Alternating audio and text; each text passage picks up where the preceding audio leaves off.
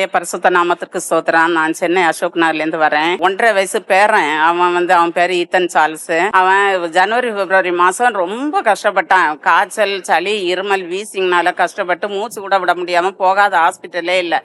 2 மாசம் கஷ்டப்பட்டான். நான் தேவன் அன்பு ஊழியங்களுக்கு ஃபோன் பண்ணி ப்ரேயர் பண்ணேன். நான் பிறகு ஷேமா மீட்டிங்கில் போய் நான் சாட்சி சொல்லுவேன். ஆண்டவரே, பிள்ளைக்கு இதுலேருந்து இந்த கொடுக்குற மருந்தெல்லாம் வாக்கிய பண்ணி நல்லா சுகம் ஆகணும் ப்ரேயர்னாலையும்னு சொல்லிட்டு நான் பொருத்தனை பண்ணேன். கடவுள் அவனுக்கு அதுக்கு பிறகு படிப்படியாக நல்ல சுகத்தை தந்தார். மட்டும் இல்லை, ஆறுதலை தேடி ஒரு நாள் மீட்டிங் 2016 போயிட்டு இருக்கேன். எனக்கு 2 பொம்பளை பிள்ளைகள். 2016 என் பிள்ளைக்கு ஜூலை மாதம் கல்யாணம் பார்க்க ஆரம்பிக்கும் பெரியவளுக்கு. அப்போ ஐயாட்ட பிரதர் கையில ஆண்டவருடைய சித்தத்தை கேட்டேன். சித்தத்தை கேட்கும்போது பொண்ணு பார்க்கவே வரல, சொல்லியிருந்தாங்க ஒரு வரன், அவ்வளவுதான். தலையில கை வச்ச உடனே, ஆண்டவரே, நல்ல மணமகனே அவளுக்கு நீர் அமைத்து விட்டதற்காய் ஸ்தோத்திரன்னு ப்ரேயர் பண்ணுங்க. அதே மாதிரி 2வது மகளுக்கும் கேட்டேன். அதே மாதிரி சொன்னாங்க. கடவுள் 2 பிள்ளைகளுக்கும் நல்லா திருமணம் நடத்தி நல்ல ஆசீர்வாதமா வைத்திருக்காங்க. பிள்ளைகளும் இருக்காங்க. நன்மை செய்த தேவனுக்கு கோடான கோடி ஸ்தோத்திரம். நன்றி. என்னோட பேர் கிறிஸ்டோபர். நான் திருநெல்வேலியிலேருந்து வந்துட்டு இருக்கேன். நான் லோன் வியாபாரம் மீடியேட்டரா வேலை பார்க்குறேன். எல்லா வேலையும் பெரிய பெரிய வேலை 10 கோடி 20 கோடி வருது, சுத்தமா 0 ஆயிட்டு அப்படியே பேக் ஆயிடுது. எல்லாமே நடக்கிறது இல்ல. சரி, வீட்டுக்கும் எனக்கும் எல்லா தேவைகளும் கடன் வாங்கி மெயின்டைன் பண்ணிட்டு இருக்கிறேன். அப்படி இருக்கும்போது என்ன பண்றது, இப்படியே போன கடைசியில இது சரியில்லை அப்படின்னு சொல்லி நான் ரொம்ப வருத்தப்பட்டேன். 4ஆம் தேதி ப்ரேயர்ல ஒரு முடிவு பண்ணேன். இனிமே நாம இப்படி இருக்க கூடாது, செத்து போயிடலாம், விஷம் வாங்கிட்டு குடிச்சு செத்து போயிடலான்னு போன 4ஆம் தேதி தான் அந்த லாஸ்ட்ல உட்காந்துக்கிட்டு முடிவு பண்ணேன். ரொம்ப உற்சாகமா இருப்பேன், எல்லா இதுவுமே கலந்துக்குவேன், ரொம்ப இதுவா இருப்பேன். ஆனா கடைசியில இவ்வளவு இருந்தும் எனக்கு என்ன அப்படின்னு சொன்னா, அபிஷேகம் வேணும். ஆனா அந்த அபிஷேகம் ஏற்கனவே தொலைஞ்சிட்டேன். இப்போ அந்த அபிஷேகம் தக்க வச்சுக்கிறதுக்கான பலனை தாரும். நான் எந்த சூழ்நிலையிலும் என் ஜீவனாலெல்லாம் இருந்து பரலோகத்துக்கு வரும் வரை அந்த அபிஷேகத்தை தக்க வச்சுக்கணும்னு சொல்லி தொடர்ந்து கேட்டிருக்கேன். எனக்கு பணத்தை காட்டிலும் செல்வத்தை காட்டிலும் அபிஷேகம் தொலையக்கூடாது, எனக்கு அபிஷேகம் தாருன்னு சொல்லி டெய்லியும் நான் ப்ரேயர் வீட்டில் மணிக்கணக்கில் பண்றோம். ஆனா எதுவுமே நடக்காம ஃபெயில் ஆகுறதுனால நான் அன்னைக்கு 4ஆம் தேதி செத்து போயிடலன்னு சொல்லிட்டு விஷம் வாங்கி சாப்பிட்டு செத்துடலான்னு நினைச்சேன். அதுக்கப்புறம் அன்னைக்கு ப்ரேயர் முடிச்சுட்டு வீட்டுக்கு போயிட்டேன். போயிட்ட பிறகு 5ஆம் தேதி அன்பரின் பாதத்தில் ஒரு நாள் வந்தேன். 2:16 நம்ம ஐயா சொல்றாரு, ஒருத்தர் தற்கொலை பண்றதுக்கு முயற்சி பண்ணிட்டு இருக்காரு, அது சரியில்லை அப்படின்னு சொன்னாரு. அது என்னதான். அதுக்கடுத்த 2:40 இன்னொரு முறையும் சொன்னாரு. அப்போ இனிமே அதை செய்யக்கூடாதுன்னு நினைச்சேன். அதோட வீட்டுக்கு போயிட்டேன். மறுபடியும் ஆறுதல் தேடி ஒரு கூட்டத்துக்காக ஞாயிற்றுக்கிழமை வந்திருந்தேன். கரெக்டா 9:05 9:06 நினைக்கிறேன். அந்த டைம்ல தற்கொலைக்கு முயற்சி பண்ணிட்டு இருக்கிற சகோதரனே, நீ இனிமே அது மாதிரி செய்யக்கூடாது அப்படின்னு 3 முறை என்கிட்ட பேசினாரு. அதுக்கப்புறம் நான் இப்ப என்ன யோசிக்கிறேன்னா, என்ன நடந்தாலும் சரி, முடிஞ்ச அளவுக்கு கர்த்தரோட சித்தத்தின்படி வாழ்வோம்.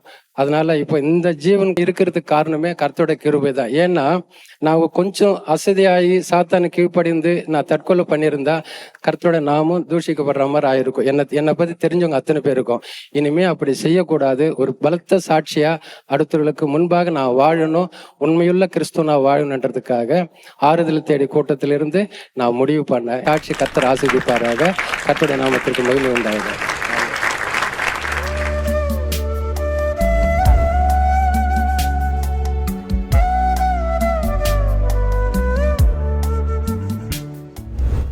கிறிஸ்துவுக்குள் மிகவும் பிரியமான எனதர்மை சகோதர சகோதரிகளே, நம்மை சிருஷ்டித்தவரும் நம்மை உண்டாக்கினவரும் நம்மை ஒருபோதும் மறந்து போகாதவருமாகிய இயேசு கிறிஸ்துவின் இணையற்ற நாமத்தினாலே உங்கள் எல்லாரையும் வாழ்த்தி ஆசீர்வதிக்கிறேன். அல்லேலூயா. எல்லாரும் சந்தோஷமாக இருக்கீங்களா? அருமையான மங்கள வார்த்தை எபிரேயரின் புஸ்தகம் 10ஆம் அதிகாரம் 23வது வசனம் வாசிப்போமா? நம்முடைய நம்பிக்கையை அறிக்கையிடுகிறதில் அசைவில்லாமல் உறுதியாய் இருக்க கடவோம். அசைவில்லாமல் உறுதியாய் இருக்க கடவோம். வாக்குத்தத்தம் பண்ணினவர் உண்மையுள்ளவராய் இருக்கிறார். உண்மை உள்ளவராய் இருக்கிறார். ஆபிரகாமுடைய வாழ்க்கையில யோசித்து பாருங்கள். 100 வயசு வரைக்கும் எத்தனையோ பேர் அவனை பரிகாசம் பண்ணியிருப்பாங்க. ஆண்டவர்னு இருக்கிறியடா, ஆண்டவருக்கு முன்னால் உண்மை உத்தமமாக இருக்கிறியே, ஆண்டவரே உங்ககிட்ட நேரடியாக பேசுகிறாருன்னு சொல்கிறிய, எங்கே உனக்கு ஒரு பிள்ளை கூட அவரால் கொடுக்க முடியலையா அப்படின்னு சொல்லி எல்லாரும் அவமானப்படுத்தியிருப்பாங்க. சாராண்டத்தில் எல்லாரும் அவமானமாக நடத்தியிருப்பாங்க. ஆனால் விசுவாசத்தின் தகப்பனாகிய ஆபிரகாம் ஒரு நாளும் நம்பிக்கை இழந்து போகவில்லை. 100 வயசுல எனக்கு பிள்ளையை கொடுப்பேன்னு ஆண்டவர் சொல்லும் பொழுது அந்த வார்த்தையை அவன் நம்பினான். எபிரேயர் 11:11 சொல்லுகிறது, விசுவாசத்தினால் சாராளும் வாக்குத்தத்தம் பண்ணினவர் உண்மை உள்ளவர் என்று எண்ணி கற்பம் தரிக்க பலனடைந்து வயது சென்றவளாயிருந்தும் பிள்ளை பெற்றாள். ஆனபடியினால் சரீரம் செத்தவன் என்று எண்ணத்தகும் ஒருவனாலே வானத்தில் உள்ள பெருக்கமான நட்சத்திரங்களைப் போலவும் கடற்கரையில் உள்ள எண்ணிறந்த மணலைப் போலவும் மிகவும் ஜனங்கள் பிறந்தார்கள். என் அன்பு சகோதரனே, சகோதரியே, ஆண்டவர் சொல்லும் பொழுது விசுவாசத்தோடு அதை அவன் நம்பினான். அப்படியே அவன் பொறுமையாய் காத்திருந்து ஆண்டவர் சொன்ன அந்த வார்த்தையை அவன் நம்பி அற்புதத்திற்காக காத்திருந்தான் என்று வேதம் சொல்லுகிறது. அந்தபடியே ஆபிரகாம் பொறுமையாய் காத்திருந்து வாக்குத்தத்தம் பண்ணப்பட்டதை பெற்றுக்கொண்டான். ஆண்டவர் உங்களுக்கு கொடுத்த ஒவ்வொரு வார்த்தைகளும் உங்களுக்கு நிலுவையில் இருக்கிறது, உயிரோடு தான் இருக்கிறது, லைவ்ல தான் இருக்கிறது. ஆனால் அது இம்ப்ளிமெண்ட் பண்ணுகிற டைம், ஏற்ற வேளை இன்னும் வரவில்லை. அதுதான் உண்மை. யாரு கேட்டாலும் சொல்லுங்க, என்ன செய்துட்டார் உனக்கு? நீங்க சொல்லணும், நான் அதுக்கு இன்னும் ஆயத்தப்படலை, என் ஆண்டவர் ஆயத்தப்படுத்திட்டு இருக்கிறாரு, ஆயத்தப்படுத்தினதுக்கு பிறகு ஆண்டவர் எனக்கு கொடுப்பாரு, ஆண்டவர் மேலே குறை இல்லை, நான் இன்னும் சரியா உருவாகலை, என்கிட்ட ஏதோ பிரச்சனை இருக்கு, ஆண்டவர் என்னதான் இப்போ மோல்டு பண்ணிட்டு இருக்கிறாரு, என்னை உருவாக்கி கொண்டு இருக்கிறார். அவங்களுக்கு அப்படி பதில் சொல்ல, அதுதான் விசுவாச அறிக்கை, அதுதான் நம்பிக்கையின் உறுதி. எதெடுத்தாலும் கேட்பாங்க, என்ன நடந்துட்டு உனக்கு? நீ ஆண்டவர் தேடி போனிய, ஒரு வேலை கிடைச்சிருச்சா? உனக்கு கல்யாணம் நடந்துருச்சா? நல்ல காரியம் நடந்துருச்சா? என்ன இன்னும் ஓடிட்டு இருக்கிற? அன்னைக்கு அப்படித்தான் யோபுடைய மனைவி கேட்டா. ஆனால் யோபு தன் உதட்டினால கூட பாவம் செய்யலை, அவிசுவாசம் பண்ணலை. அவன் சொல்கிறான், எனக்கு எல்லாத்தையும் இழந்தேன், என்னுடைய உயிர் மட்டும்தான் பாக்கி. செல்வத்தை இழந்தேன், பிள்ளைகளை இழந்தேன், என்னுடைய எல்லா உடைமைகளை இழந்தேன், ஆரோக்கியத்தை இழந்தேன். ஆனாலும் என்னுடைய உயிர் இருக்கு. என் உயிரே போனாலும், என் ஜீவனை அவர் எடுத்து போட்டாலும் நான் அவர் மேல் நம்பிக்கையாயிருப்பேன். அல்லேலூயா. அந்த நம்பிக்கையினால தான் அவன் இழந்து போன சகலத்தையும் இரட்டத்தனையாக பெற்றுக்கொண்டான். அல்லேலூயா. ஆண்டவர் அந்த நாளிலே கொடுப்பார் என்று அவன் முழு நிச்சயமாய் நம்பி பொறுமையோடு காத்திருந்தான். தன் உதட்டினால கூட அவன் பாவம் செய்யலை. அவனுக்கு தெரியும், என் ஆண்டவர் சோதித்தாலும் அந்த சோதனையின் பின்னணியிலே எனக்கு ஒரு பெரிய ஆசீர்வாதத்தை வைத்திருக்கிறார். ஆண்டவர் சொல்லுகிறார், இன்றைக்கு நீ சோதிக்கப்பட்டு கொண்டே இருக்கிறாய், அடி மேல் அடி வாங்கிட்டு இருக்கிறாய். உண்மைதான், ஆண்டவருக்கு தெரியாம உனக்கு அடி விழல, ஆண்டவருக்கு தெரியாம வாழ்க்கையில ஒண்ணு நடக்கல. ஆனால் இது எதற்கு அடையாளம் தெரியுமா? இரட்டத்தனையான நன்மைகளை நீ பெற்றுக்கொள்வதற்கு அடையாளம். ஆண்டவரை ராஜாக்கள் மத்தியிலே தூக்கி உட்கார வைப்பதற்கு அடையாளம். எடுத்த உடனே ஆண்டவர் ஒன்று கொடுத்துட்டாங்கன்னா அதனுடைய வேல்யூ என்னன்னு நமக்கு தெரியாது. ஆமாம், அதை கஷ்டப்பட்டு நம்ம பண்ணினாதான் அந்த கஷ்டம்னா என்ன, அந்த ஆசீர்வாதத்தினுடைய மேன்மை என்ன என்பது நமக்கு தெரியும். எனவே இன்றைக்கு ஆண்டவருடைய பிள்ளைக்கு சொல்லணும், என்ன வந்தாலும் நான் அவரை நம்புவேன்.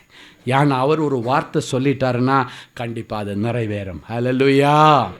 கடந்த நாட்களில் ஒரு தாயார் அழுது கொண்டு வந்தார்கள். அந்த சகோதரி வந்து சொன்னாங்க, ஐயா எனக்கு 27 வருஷமாக குழந்தை இல்லைன்னாங்க. அவங்களுக்கு திருமணம் ஒரு 25 வயசில் ஆயிருந்துன்னு வச்சுங்க. 27 வருஷம்னா என்ன வயசு? அப்போ 52 வயசு வந்த மகளுக்கு. அது சொன்னாங்க, எனக்கு இப்பொழுது 27 வருஷம் ஆச்சு கல்யாணம் ஆகி, இன்னும் எனக்கு குழந்தை கிடையாது. புருஷன் ஒரு தொழில் செய்கிறார், தூத்துக்குடி பட்டணத்தில் தொழில் செய்துட்டு ஆண்டவருடைய கிராம ஊழியங்களை செய்து கொண்டு இருக்கிற ஒரு குடும்பம். அவங்க சொன்னாங்க, புளியத்து போகிற இடத்துலலாம் கேட்பாங்க, உங்களுக்கு எத்தனை பிள்ளைங்க எத்தனை பிள்ளைங்க? அப்போ இவங்க சொல்லுவாங்களாம், ஊழியத்தில் எங்களுக்கு நிறைய பிள்ளைகளை கொடுத்துருக்கிறார். ஒரு இடத்துல கூட ஆண்டவருடைய நாமம் தூஷிக்கப்பட அவங்க சொல்லலை. எங்களுக்கு ஊழியத்தில் நிறைய பிள்ளைங்களை இருக்கிறாங்களே, ஆண்டவர் கொடுத்துருக்காங்களே அப்படின்னு என்ன அர்த்தம் தெரியுமா? எனக்குன்னு ஒரு குழந்தை கொடுத்தா தான் எனக்கு குழந்தையா? ஊழியத்தில் எவ்வளோ பிள்ளைங்க இருக்கிறாங்க, அவங்க எல்லாம் எங்களை ரொம்ப நேசிக்கிறாங்க, அவங்களுக்கு நாங்கள் நல்ல ஒரு தாய் தகப்பனாக நானும் என் புருஷனை இருக்கிறோம், நிறைய பிள்ளைகளை கொடுத்துருக்குறாங்க. அந்த சகோதரி அந்த விசுவாச வார்த்தையை சொன்னது எனக்கு ரொம்ப ஆச்சரியமாக இருந்தது. அப்போ பாருங்கள், ஸ்திரீகளுக்குள்ள வழிபாடுகள் எல்லாம் நின்று போய் விட்டது. 27 வருஷம் ஆச்சு. அப்போ கூட அந்த மகள் நம்பிக்கை இழக்காமல் வந்து சொன்னாங்க, இப்போ கூட நான் நம்புகிறேன், ஆபிரகாமின் நாட்களிலே உயிரோடு இருந்த ஆண்டவர், சாராளுடைய கற்பம் செத்து போனதற்கு பிறகு அற்புதம் செய்த ஆண்டவர், என்னுடைய கற்பம் செத்து போச்சு உண்மைதான், இனி உலக பிரகாரமாக எனக்கு குழந்தை பெறுவதற்கு வாய்ப்பில்லை, எல்லாம் நின்று விட்டது உண்மைதான், ஆனாலும் நான் விசுவாசிக்கிறேன், என் ஆண்டவர் எனக்கு ஒரு கற்பத்தின் கனியை கொடுப்பார். எவ்வளோ உறுதி பாருங்கள். எல்லாம் நின்று போச்சு. இன்றைக்கும் சாராளை போன்ற ஆபிரகாமை போன்ற விசுவாசிகள் இன்றைக்கும் இருக்கிறாங்க. அந்த பட்டியலில் தான் நம்ம இருக்கணும். ஹல்லேலூயா. அந்த மகளுடைய அந்த விசுவாசத்தை பார்த்து நானே அசந்து போயிட்டேன். ஆண்டவர் அந்த மகளுக்கு ஜெபிக்கும் பொழுது ஒரு வார்த்தை சொன்னார், மகளே, நிச்சயமாக முடிவுண்டு, உன் நம்பிக்கை வீண் போகாது, உன் மன விருப்பத்தின்படியே உனக்கு தந்தொருளி உன்னுடைய கற்பத்தை நான் திறப்பேன், உனக்கு இயல்பாக ஒரு பிள்ளை செல்வத்தை நான் கொடுப்பேன், அந்த பிள்ளை எல்லாருடைய கண்களுக்கு ஆச்சரியமாக இருக்கும். ஹல்லேலூயா. ஆண்டவர் கொடுக்கிற அந்த ஆசீர்வாதத்தின் பிள்ளை எல்லாருடைய கண்களுக்கு ஆச்சரியமாக இருக்கும். அதன் பிறகு வாக்கு கொடுத்தவர் வாக்கு மாறாதவர் என்கிற நம்பிக்கையோடு அவள் புறப்பட்டு தன்னுடைய புருஷனிடத்தில் போய் சொல்லியிருக்கிறாங்க, ஐயா மூலமாக எனக்கு இந்த வார்த்தை கிடைச்சது, கட்டாயம் நான் விசுவாசிக்கிறேன், இந்த வருஷத்தில் நான் கன்சீவ் ஆவேன், எனக்கு நம்பிக்கை இருக்குது என்று சொல்லி அவள் விசுவாச அறிக்கை பண்ண ஆரம்பித்தாள். ஆண்டவர் கொடுத்த வார்த்தையை பிடித்து கொண்டு, ஆண்டவரை நீ பொய்யுரையாத தேவன், வாக்கு மாறாதவர், வாக்கு கொடுத்ததிலே உண்மையுள்ளவர் என்று சொல்லி அந்த வார்த்தையை முழு நிச்சயமாய் நம்பி அவள் வாக்கு தத்தத்தை விசுவாசமாக அறிக்கை செய்த பொழுது, ஊழியக்காரன் மூலமாக, தீர்க்கதரிசி மூலமாக அந்த வார்த்தையை அவள் முழு நிச்சயமாக நம்பி அதை ஒவ்வொரு நாளும் அறிக்கை செய்ய ஆரம்பித்தாள். என்ன நடந்துச்சு தெரியுமா? அடுத்த சில மாதங்களுக்குள்ளால அவள் கர்ப்பவதியானாள். ஹல்லேலூயா. அருமையான ஒரு பெண் பிள்ளையை பெற்றெடுத்து, நாங்கள் போன வருஷத்தில் தூத்துக்குடி பட்டணத்தில் ஊழியத்திற்கு போயிருக்கும் பொழுது திரளான ஜனங்கள், ஒரு ஓப்பன் ஏர் மீட்டிங், அந்த மீட்டிங்கில் அந்த குழந்தையை கொண்டு வந்து எங்கள் கையில் கொடுத்தாங்க. அந்த பிள்ளையை எடுத்து பார்க்கும் பொழுது பாருங்கள், எல்லாருடைய கண்களுக்கு ஆச்சரியமாயிற்று என்று சொன்ன வசனத்தின்படியாக அந்த குழந்தைக்கு அவ்வளவு அழகு. நான் எடுத்து வச்சுருக்கேன். மனைவிக்கு அந்த குழந்தையை பார்த்து அவங்க சாட்சி சொல்லிவிட்டு ஸ்டேஜில் இருந்து கீழே இறங்கி போகிறாங்க. குழந்தையை கொடுக்க மனசில் அவ்வளவு அழகு. கூட்டம் முடிஞ்ச உடனே எல்லாரும் அந்த பிள்ளையை தான் ஆச்சரியமாக போய் பார்த்தார்கள். ஏன்னா அது ஆச்சரியமான பிள்ளை, அவருடைய நம்பிக்கைக்கு ஆண்டவர் கொடுத்த பரிசு.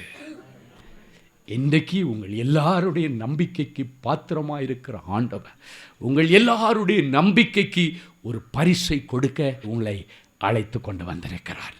அந்நாளுடைய நம்பிக்கைக்கு பரிசு கொடுத்தது ஆண்டவர் தேவாலயத்தில். இன்றைக்கு உங்களுக்கும் அப்படிப்பட்ட ஒரு அற்புதத்தை செய்து உங்கள் இருதயங்களை ஆண்டவர் மகிழ்விப்பார். அவர் வார்த்தையிலே உண்மை உள்ளவர். சில குடும்பங்களில் பார்த்தீங்கன்னா பிள்ளைகள் தாய் தகப்பன்கிட்ட சொல்லுவாங்க, அம்மா நீங்கள் கஷ்டப்பட்டு எப்படியாவது என்னை இந்த டிகிரி வரைக்கும் படிக்க வச்சுருங்க, கடைசி காலத்தில் நான் உங்களை கண்டிப்பாக காப்பாற்றுவேன். இந்த தாயின் தகப்பன் என்ன தெரியுமா, இருக்கிற ஒரே ஒரு சொத்து இருக்கும், அதை கூட சில நேரங்களிலே சிலர் விற்று அந்த பிள்ளைகளை படிக்க வைக்கிறாங்க.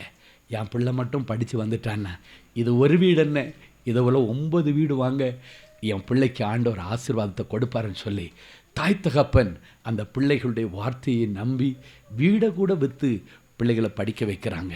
தன்னுடைய செல்வங்களை எல்லாம் பிள்ளைகளுக்காக செலவு பண்ணுறாங்க.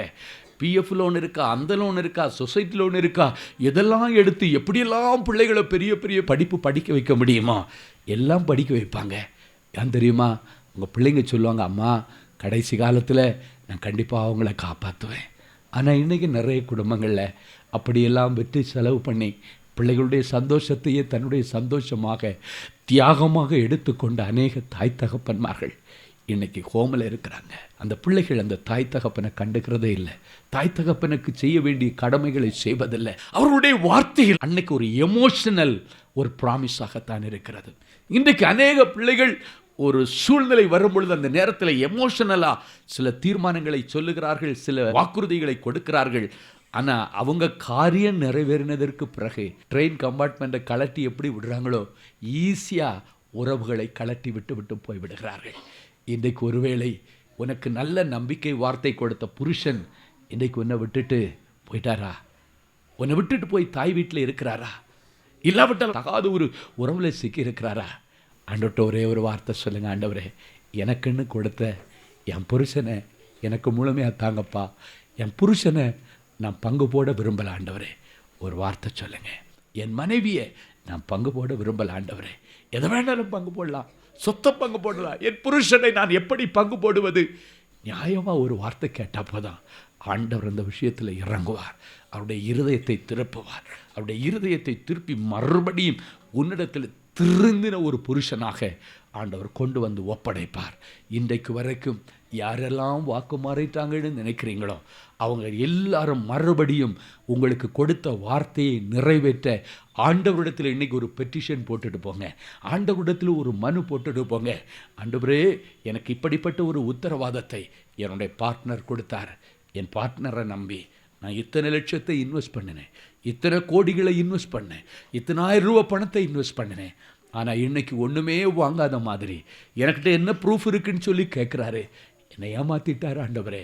அவர் கொடுத்த வார்த்தையை இன்னைக்கு நிறைவேற்றலை. கொடுத்த வார்த்தையிலே அவர் உண்மையாக இல்லை ஆண்டவரே. என்னுடைய இருதயம் துக்கப்படுகிறது. யார் உன்னை ஏமாற்றினார்களோ இந்த காரியத்தை இன்னைக்கு இயேசு பாடத்தில் சொல்லுங்க. ஆண்டவரே, தயவு செய்து எனக்கு கொடுத்த வார்த்தையிலே என் பார்ட்னர் உண்மையாக இருக்க எனக்கு உதவி செய்யுங்க. எனக்கு கொடுத்த வார்த்தையிலே என் பிள்ளைகள் உண்மையாக இருக்க, எனக்கு கொடுத்த வார்த்தையிலே என் புருஷன் உண்மையாக இருக்க, எனக்கு கொடுத்த வார்த்தையிலே என்னுடைய நண்பன் உண்மையாக இருக்க எனக்கு உதவி செய்யுங்கன்னு சொல்லுங்க. இந்த உலகத்திலே நிபந்தனையற்ற விதத்திலே உதவி செய்ய எபினேசர் என்கிற நாமமுள்ள இயேசு இன்றைக்கு நம்மத்திலே எழுந்தருளி வந்திருக்கிறார். ஹல்லேலூயா. ஒரு நாளும் விசுவாசத்திலே சோர்ந்து போகாதிருங்கள், நம்பிக்கை இழந்து போகாதிருங்கள். ஒரு மனுஷனுடைய வாழ்க்கையிலே நம்பிக்கை இழந்து போய்விட்டான் என்றால் அவனுடைய வாழ்க்கை விழுந்து விட்டது என்று அர்த்தம். ஒரு மனுஷன் வாழ்க்கையிலே ஜெயிப்பதற்காக உருவாக்கப்பட்டவன். நம்முடைய ஆண்டவர் ஜெய கிறிஸ்து யெகோவா நிசி என்று வேதம் சொல்லுகிறது. அவர் சிலுவையிலே தன்னுடைய ஜீவனை கொடுத்து ஜெயத்தை நமக்கு கொடுத்தவர், ஜெயத்தை நமக்கு பெற்று தந்தவர். ஆண்டவருடைய பிள்ளைகள் ஒரு நாளும் தோல்விக்கு நேராக போய் நம்முடைய ஆண்டவருக்கு பங்கம் விளைவிக்கவே கூடாது. ஹல்லேலூயா. சிலர் உங்களை பார்த்து கேட்பாங்க, இயேசுநாதர் இயேசுநாதர்னு ஓடினிய, இயேசுநாதர் உனக்கு என்ன செய்தாருன்னு சொல்லி உங்கள் விசுவாசத்தை குலைக்க நிறைய திட்டங்கள் நடக்கும். மனுஷர்கள் மூலமாக இந்த வார்த்தை வரும். புருஷன் கூட கேட்பாரு, சர்ச்சுன்னு ஓடனியே உன் பிள்ளை கல்யாணம் ஆகிடுச்சா யோசித்து பாரு. சர்ச்சுன்னு ஓடனியே உன் பிள்ளையுடைய வாழ்க்கை இன்னைக்கு நல்லா இருக்கா யோசித்து பாரு. சர்ச்சுன்னு ஓடினியே உன் பிள்ளை இன்னைக்கு எவ்வளோ கஷ்டப்படுறா யோசித்து பாரு. சர்ச்சுன்னு ஓடினியே உனக்கு இவ்வளவு நாள் ஒரு சொந்த வீடு வாங்க முடிஞ்சிச்சா. புருஷன் கேட்கலாம், ஏன் உங்கள் பிள்ளைகள் கேட்கலாம். சர்ச்சுன்னு ஓடினீங்களே, இயேசுநாதர்னு ஓடினீங்களே, இயேசுநாதர் உங்களுக்கு என்ன செய்தார் அப்படின்னு கேட்டால் நிறைய பேர் அவிசுவாசத்தில், ஆமாம் இல்லை நான் இயேசுநாதரை இவ்வளவு நாள் நம்பி இருந்தேன், எனக்கு என்ன செய்தார் அப்படின்னு நிறைய பேர் யோசிக்கிறீங்க. ஆண்டவர் இன்னைக்கு உங்களை பார்த்து சொல்கிறாரு, இந்த உலகத்தில் இருக்கிறதுலே பெரிய ஆசீர்வாதம் என்ன தெரியுமா? ரட்சிப்பு என்கிற ஆசீர்வாதம். எனக்கு ரட்சிப்பு ஆண்டவர் கொடுத்துருக்கிறாரு. நான் இங்கே கண்ணை மூடனா நான் பரலோகத்தில் இருப்பேன். இந்த உலகத்தில் எனக்கு மேன்மையோ செல்வங்களோ ஒன்றும் வேண்டாப்பா, எனக்கு பரலோகத்தில் ஆண்டவர் இடத்த ஒதுக்கி வச்சிருக்கிறாரு, எனக்கு அது போதும் அப்படின்னு சொல்லுங்கள். ரெண்டாவது சொல்லுங்கள், இன்றைக்கி நான் சாவாமல் உயிரோடு இருக்கிறேன். என் பிள்ளையுடைய வாழ்க்கை இடிந்து கிடக்கலாம், ஆனால் மறுபடியும் ஆண்டவர் என் பிள்ளையுடைய வாழ்க்கையை கட்டுவார், எனக்கு நம்பிக்கை இருக்கிறது. என் பிள்ளை செத்து போகலையே சொல்லுங்க, நான் இன்றைக்கு உயிரோடு தானே இருக்கிறேன். எனக்கு ஆண்டவர் உயிரை கொடுத்திருக்கிறார். இந்த உயிர் இருந்தா எல்லாத்தையும் சம்பாதிச்சுக்கலாம், உயிர் இல்லைன்னா ஒன்றையும் சம்பாதிக்க முடியாது. எனவே ஆண்டவர் உயிரை கொடுத்துருக்கிறாரு, ஆண்டவர் எனக்கு பலனை கொடுத்துருக்கிறாரு. என் பிள்ளைகளுக்கு இன்னைக்கு வேலை இல்லாமல் இருக்கலாம், பிள்ளைங்க கஷ்டப்படலாம், பிள்ளைகளுடைய வாழ்க்கை இடிந்து கிடக்கலாம், ஆனாலும் என் பிள்ளைகள் உயிரோடு தான் இருக்கிறார்கள். என் பிள்ளை செத்து போகலை, என் பிள்ளை அந்த ஆண்டவர் கொடுக்கிற உயர்வுக்காக காத்திருக்கிறாள் என்று சொல்லுங்க. காத்திருக்கிறாள், ஏற்ற வேலை இன்னும் வரல, அதுதான் உண்மை. ஆண்டவர் என்னுடைய பிள்ளையை உருவாக்கி கொண்டிருக்கிறார். ஆண்டவர் என் பிள்ளையை ஆசீர்வதிக்கிற அந்த ஏற்ற நேரத்திற்கு நேராக என் பிள்ளையை உருவாக்கி கொண்டிருக்கிறார், மோல்டு பண்ணிட்டு இருக்கிறார். சில நேரங்களிலே ஆண்டவர் சில ஆசீர்வாதங்களை கொடுக்க டிலே பண்ணும் பொழுது அதுக்காக நீங்கள் சோர்ந்து போகக்கூடாது. ஆண்டவர் ஒரு காரியத்தை செய்தால் அதுக்கு 1008 அர்த்தம் இருக்குங்கிறத இன்றைக்கு உங்கள் ஞாபகத்தில் வச்சுக்கொள்ளுங்க. சிலர் சொல்லுவாங்க, எங்கள் அப்பா எனக்கு இதை வாங்கி தரலைன்னா அதில் ஒரு அர்த்தம் இருக்கும், ஒரு நியாயம் இருக்கும். என் அன்பு சகோதரனே சகோதரியே, நம் ஆண்டவராகிய இயேசு கிறிஸ்து ஒரு ஆசீர்வாதத்தை உங்களுக்கு டிலே பண்ணாருன்னா அதில் 1008 அர்த்தம் இருக்கும். முடிவு நிச்சயமாய் உண்டு. உன் நம்பிக்கை ஒரு நாள் வீண் போகாது. எப்போ தெரியுமா? ஆண்டவருக்கா தெரியணும், என் பிள்ளை எல்லாத்துலேயும் பக்குவப்பட்டுட்டான், என் பிள்ளை எல்லாவற்றிலையும் தேறிட்டான், இதுக்கு மேலே என் பிள்ளையை நான் தூக்குனா அப்படியே ஆண்டவர் 3 ஸ்டெப்பு தூக்குவார், அவ்வளோதான். ராஜாக்கள் மத்தியில் நீ உட்கார்ந்திருப்பாய். ஹல்லேலூயா. ஆமாப்பா, என்ன வந்தாலும் நான் உங்களை நம்புவேன், யார் கைவிட்டாலும் உங்களை பின்பற்றி வருவேன்னு சொல்லி தங்களுடைய நம்பிக்கையை உங்கள் சன்னிதானத்தில் உறுதி பண்ணியிருக்காங்களப்பா. நீங்கள் சொன்னீங்களே, நம்பிக்கையில் நீ உறுதியாக இருந்தா நான் சொன்ன வாக்கு தத்தங்களில் நான் நிறைவேற்ற உண்மையாக இருப்பேன்னு சொன்னீங்களப்பா. என் பிள்ளைகளுடைய குடும்பத்தாருக்கு நீங்கள் என்னென்ன நல்வார்த்தைகளை கொடுத்திருக்கிறீரோ, என்னென்ன வாக்குறுதிகளை கொடுத்திருக்கிறீரோ, இவர்கள் பிள்ளைகளுக்கும் இவர்களுக்கும் கொடுத்த வாக்குறுதிகளிலே ஒன்றாகிலும் தவறி விடுவதில்லை, அவை எல்லாவற்றையும் நிறைவேற்றுவேன் என்று சொன்ன தெய்வமே, என் பிள்ளைகளுடைய வாழ்க்கையில இதுவரைக்கும் என் பிள்ளைகளால் முடிக்க முடியாத படிப்பை நல்லபடியாக படித்து முடிக்க என் பிள்ளைகளுக்கு தேவையான ஞானத்தை தாங்கப்பா. என் பிள்ளைகளை சாதிக்கிற பிள்ளைகளாக நீ மாற்றும் ஆண்டவரே. எந்தெந்த பிள்ளைகளுக்கு நான் சீக்கிரத்தில் வேலை தருவேன், உன்னை ராஜாக்கள் மத்தியில் உட்கார வைத்து அழகு பார்ப்பேன்னு வாக்குறுதி கொடுத்தீர்களோ, என் பிள்ளைகளை அரசாங்கத்தில் வைத்து அழகு பார்ப்பதற்கு, அரசாங்க வேலைக்காக என் பிள்ளைகள் எடுத்த முயற்சியை ஆண்டவர் அங்கீகரித்து தருவீராக. மத்தியாஸ் பேர்ல சீட்டு விழுந்தது போல என் பிள்ளைகளுக்காக அரசாங்க உத்தியோகத்தினுடைய சீட்டு விழுவதாக, என் பிள்ளைகளுக்காக பேங்க் உத்தியோகத்தினுடைய சீட்டு விழுவதாக, நல்ல பெரிய பெரிய ஸ்தாபனங்களிலே என் பிள்ளைகளுக்காக சீட்டு விழுவதாக. எந்தெந்த குடும்பத்திலே என் பிள்ளைகளை அயல் தேசங்களுக்கு கொண்டு போய் அந்த தேசத்தின் உச்சிதங்களை உங்களுக்கு கொடுப்பேன் என்று வாக்கு பண்ணி இருக்கிறீரோ, நீர் வார்த்தையிலே உண்மையுள்ளவர். அவைகளை நிறைவேற்றுவதற்கு அவர்கள் புறப்பட முடியாதபடிக்கு காணப்படுகிற தடைகள் உடைக்கப்படுவதாக, விசாக்களை உருவாக்கி கொடுப்பீராக, பிளைட் டிக்கெட்டுகளுக்கு வழி வாசல்களை திறப்பீராக. எமிகிரேஷன் அதிகாரிகள் கண்களிலே, என் பிள்ளைகளுக்கு விசா அதிகாரிகளின் கண்களிலே பிள்ளைகளுக்கு தயவு கிடைப்பதாக. இதோ திறந்த வாசலை உனக்கு முன்பதாய் வைக்கிறேன், அதை ஒருவனும் மூட முடியாது என்று சொன்னீரே. மூட முடியாத திறந்த வாசல், பூட்டப்படாத திறந்த வாசலை என் பிள்ளைகளுக்கு தந்து என் பிள்ளைகளை ஆசீர்வதியும்.